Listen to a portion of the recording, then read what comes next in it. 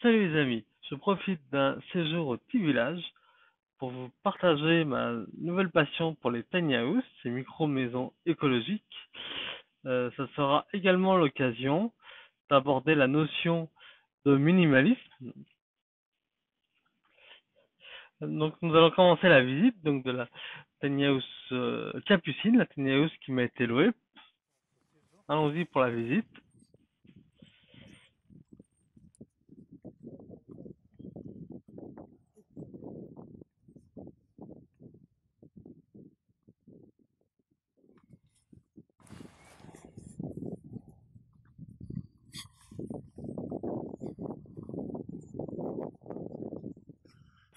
Donc voilà l'aspect extérieur, donc on est vraiment sur de la mini maison en bois, donc ça a vraiment son charme. C'est vraiment sympa quoi.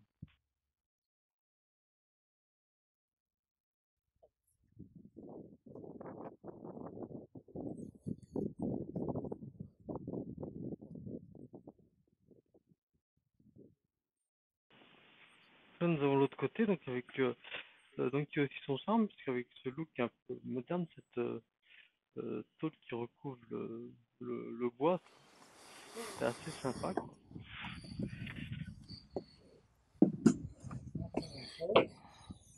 Donc déjà, nous avons donc la pièce à vivre. Là, donc, il faut voir que bon, on est sur quelque chose de petit, mais tout à fait fonctionnel, en fait, très optimisé. Donc là, l'espace, on va dire plus l'espace bureau, tel qu'on peut le penser. Espace cuisine, avec micro-ondes, c'est beau. Des meubles très, d'un point de vue meuble, on est sur quelque chose de très fonctionnel, très bien pensé. Euh, En fait, là, on peut le voir, là, assez astucieux, puisque même sous les... Donc là, voilà, c'est tout à fait typique de la tiny house, puisque, en fait, c'est fabriqué pour justement exploiter le moins de petit espace, d'un point de vue rangement. Là, nous avons l'espace, donc salle de bain. Donc là, on peut voir, on a une douche, une toilette. Donc là, on est sur des toilettes classiques, mais après, on peut avoir aussi des tiny house avec des toilettes sèches qui vont encore plus loin dans la démarche écologique. Voilà, donc espace cuisine, voilà. Donc là, des meubles, tout à fait, des placards, tout à fait. On peut mettre des choses. Donc là, nous avons donc l'espace canapé. Oui, donc voilà, désolé, une valise qui traîne. Au séjour, mais bon, donc l'espace donc canapé, donc avec une confortable banquette. Et là, nous avons donc les escaliers qui montent dans la mezzanine qui fait office de chambre. Donc là, ce qui est assez astucieux, vous voyez, donc là, on a là, et on en a, si on regarde là, ici.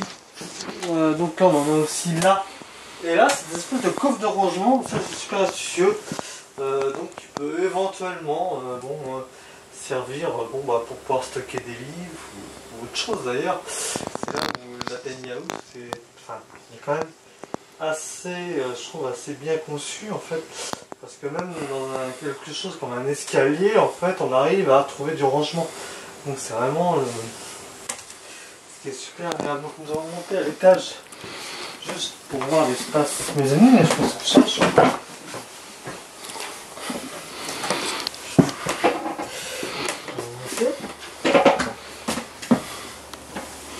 Donc là,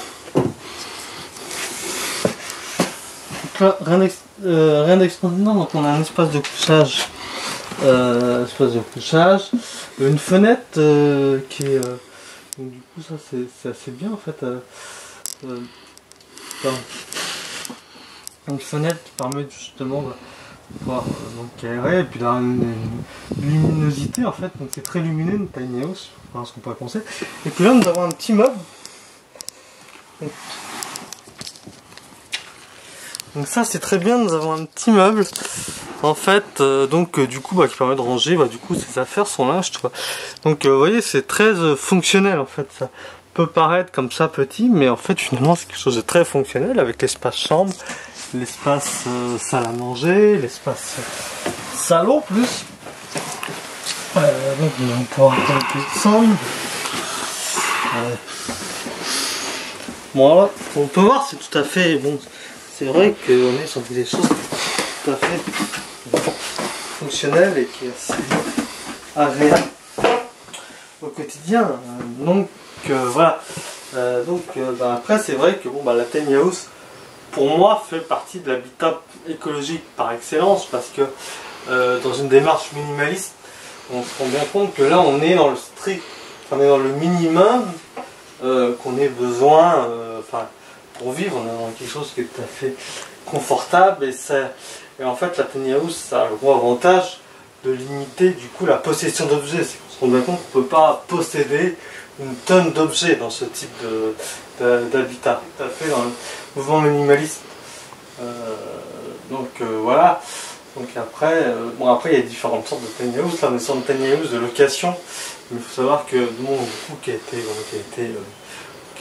créé qui a été conçu par l'atelier branché pour faire la location. Mais après, d'ailleurs je vous mettrai en lien en bas le lien vers le petit village si vous voulez en savoir plus sur le concept du petit village, qui est un concept à part entière avec la location location étudiante et location saisonnière. Mais bon, on a plus de détails sur le site web, c'est pas l'objet de la vidéo. Pour en venir, c'est qu'en fait du coup on fabrique une tiny house en fonction de son besoin, on personnalise en fonction de ce qu'on a besoin et de ce qu'on est en fait. Et c'est ça qui est très bien, c'est que si il y a plein de gens sur Internet, plein de gens qui ont fait des tiny house, il y en a qui ont mis des pianos, des espaces de couture, c'est vraiment adapté à soi, c'est personnalisé en fonction de ses besoins.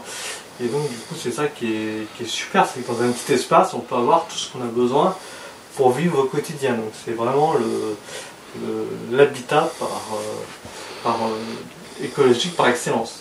Bon, notamment après il y a aussi quelque chose qui est pas trop, j'apporte pas trop, mais qui est aussi par rapport à l'autonomie. Bon là on est sur les tiny house qui sont raccordés au réseau électrique en eau, mais il y a plein de projets justement de tiny house avec des capteurs solaires, un système de capteurs solaires, un système de récupération et de filtrage de pluie qui permet en fait d'avoir une tiny house qui s'approche quand même de l'autonomie. Après pas l'autonomie forcément à 100%, puisqu'après ce sont les contraintes de chaleur, de soleil. Après parfois même en étant sur la maison autonome, on est obligé de compléter avec le réseau route, mais bon, on peut s'en approcher vraiment de l'autonomie. Et le fait du petit espace, c'est quand même très isolé. Il faut voir quand même que du coup, si mes souvenirs sont bons, en fait l'isolation qui est faite à partir de laine de verre, mais si on peut voir, les murs sont assez épais, donc c'est vrai qu'on est très isolé, donc du coup, qui demande peu de chauffage en fait, pour être chauffé. Et donc c'est là où c'est intéressant, c'est qu'il y a besoin de peu d'énergie pour chauffer cet espace.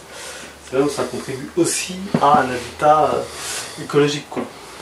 Donc voilà, donc après c'est vrai que moi je trouve que pour une vie minimaliste, ça me semble être la maison de rêve. Donc après j'aurais envie de vous intéresser davantage au mouvement des tiny house. Et donc voilà, n'hésitez pas à partager la vidéo, liker, et éventuellement vous abonner à ma chaîne. Je vous dis à bientôt pour de nouveaux sujets. Bye bye.